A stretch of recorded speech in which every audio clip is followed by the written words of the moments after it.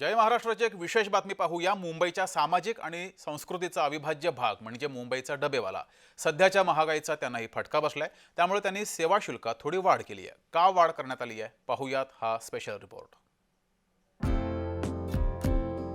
डोक्यावर गांधी टोपी, गळ्यात तुळशी माळ, पांढरा लेंगा आणि सदरा असं वर्णन केलं तर क्षणातच मुंबईचा डबेवाला डोळ्यासमोर उभा राहतो। गेल्या 135 वर्षांपासून मुंबईमध्ये डबेवाल्यांची ही सेवा अखंड सुरू आहे। वेळेचं भान ठेवत अचूक ठिकाणी डबे पोहोचवणं ही मुंबईच्या डबेवाल्यांची खासियत।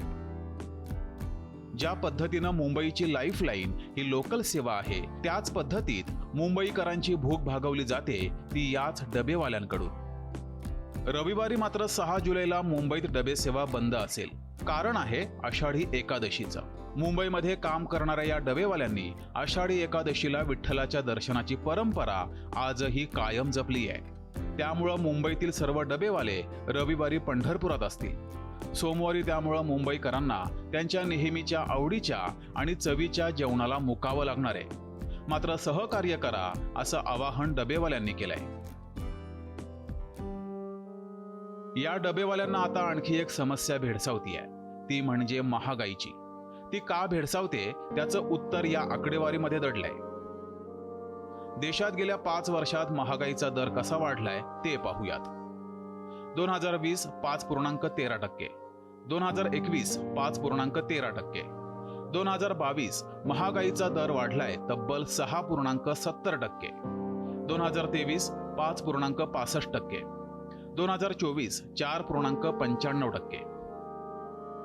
गेल्या 5 वर्षातील भारतातील महागाई दर सरासरी 5% आसपास राहिलाय। त्या तुलनेमध्ये डबेवाल्यांनी डब्याची किंमत वाढवली नव्हती। आता मात्र या महागाईचा फटका डबेवाल्यांनाही बसतोय। त्यातच स्विगी, झोमॅटो सारख्या खाद्यपदार्थ पुरवणाऱ्या कंपन्यांमुळेही मुंबईच्या डबेवाल्यांसमोर स्पर्धा वाढली आहे। त्यामुळे डबेवाल्यांनी सेवा शुल्कात थोडी वाढ केली आहे। महागाई ज्या प्रमाणात वाढली आहे त्या प्रमाणात डबेवाल्यांनी महागाई वाढवली नाही। त्यामुळे या संकट काळात आमच्या कामाचं महत्त्व आणि निष्ठा समजून ग्राहक आमच्या पाठीशी उभे राहतील असा विश्वास या मुंबईच्या डबेवाल्यांनी व्यक्त केलाय। शुभम उमाळेसह जगदीश देशमुख, जय महाराष्ट्र न्यूज, मुंबई।